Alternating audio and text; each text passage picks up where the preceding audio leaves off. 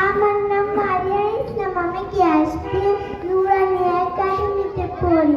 আমি আপনাদেরকে একটি কবিতা শোনাবো। ভোরের বেলা মসজিদেতে আজান যখন হবে, আম্মু আমায় জাগিয়ে দিও নামাজ পড়ার তরে। নামাজ পড়ে নাস্তা খেয়ে যাব নুরানিতে। তথায় গিয়ে মা গো আমার কোরআন শিখতে হবে।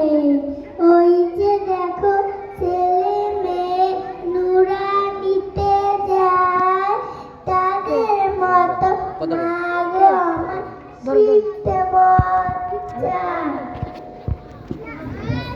মাশাআল্লাহ, খুব সুন্দর উপস্থাপনা হয়েছে। ধন্যবাদ মারিয়া ইসলামকে। এই পর্যায়ে আমরা আমাদের ছোট্ট ছাত্রী আতিফার কাছ থেকে একটি সূরা শিখব। আতিফা, তুমি যেখানেই থাকো মঞ্চে চলে আসো।